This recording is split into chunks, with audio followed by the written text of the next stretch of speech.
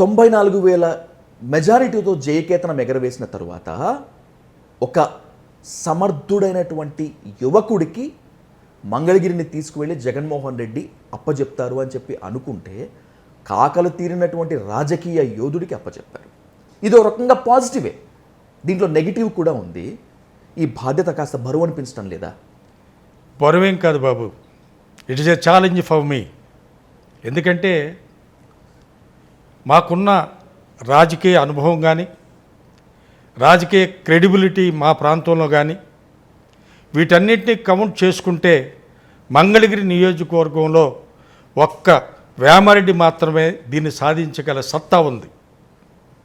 కారణం మాది డిసిప్లిన్ గల సిస్టంగా ఇప్పటివరకు నడిపించుకొస్తున్నాం ఈ ప్రాంతాన్ని.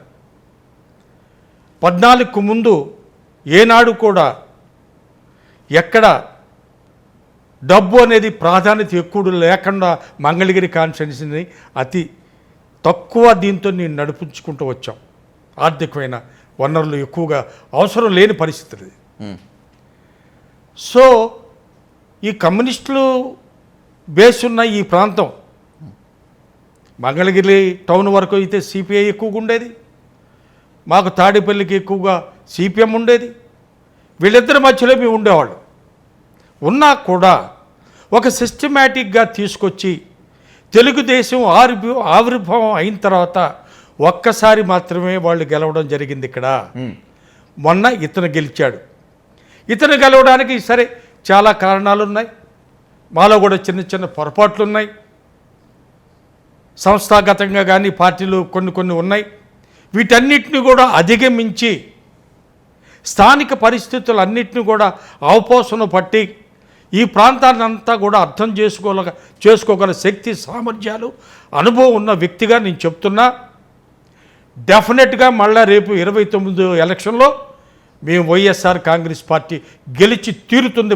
మీ సవాల్ పైన, మీ శపథం పైన పూర్తిగా డిస్కస్ చేయబోయే ముందు let's have a small post mortem. చెప్పండి. కూటమి సర్కార్ అధికారంలోకి వచ్చి 16 నెలలు అవుతోంది కదా. మంగళగిరిలో నారా లోకేష్ గారికి 94,000 మెజారిటీ ఎందుకు వచ్చింది అనేటువంటి అంశంతో పాటు ఎందుకింత దారుణంగా వైసీపీ చతికిలబడింది అనేటువంటి దానిపై పోస్ట్ మార్టం చేసుకున్నారా మీరు మాత్రమే కాదు, మీ అధిష్టానం కూడా?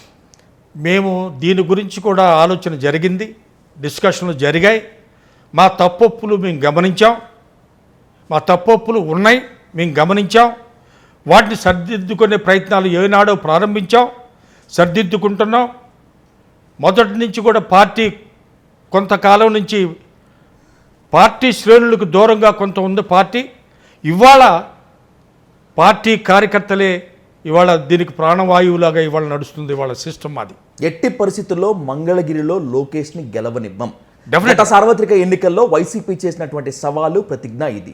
కట్ చేస్తే వైసీపీలోనే 1,00,000 గ్రూపులు, సమన్వయం లేకపోవటం, వాళ్ళదొక గ్రూపు వీళ్ళదొక గ్రూపు, ఏది కూడా ఒక ఐకమత్యం మీదకి రారు. ఇవి కాకుండా ఇంకేమున్నాయి బాబు? మీకు తెలిసే లేదో కానీ మంగళగిరి కాన్స్టిట్యున్సీలో మాకు గ్రూపులంటూ బహిర్గతం అయ్యే లేకపోతే ఇంకొకటి పార్టీకి శాబిటైజ్ చేసే గ్రూపులో ఏనాడు లేవు మాకు ఇక్కడ.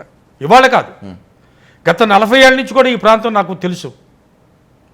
ఎట్లా అంటే ఎప్పుడు కూడా మన జిల్లా మొత్తం మీద ఏకైక కాన్స్టిట్యున్సీ, బ్రహ్మాండంగా ఉండే కాన్స్టిట్యున్సీ కాంగ్రెస్ పార్టీ నుంచి కూడా మా మంగళగిరి కాన్స్టిట్యున్సీ. ఎన్నికల ఖర్చుతో కూడా అతి స్వల్పంతో జరిగేది మా మంగళగిరి కాన్స్టిట్యున్సీ.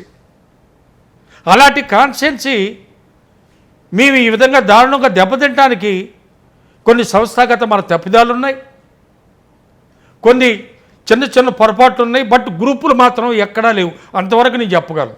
అందరూ సమన్వయంతో సఖ్యతగా సమైక్యతగా పనిచేశారా? మొన్న డెఫినెట్గా చేశారు. చేయలేదు అని నేనంటాను. చేయలేదంటానికి ఏ విధమైన నిదర్శనం లేదు. కారణం ఏంటంటే సపోజ్ ఉదాహరణకి నేనున్నాను, నా వంతు ఎంతవరకు చేయాలో నాకు అంతవరకు నేను చేసుకున్నా.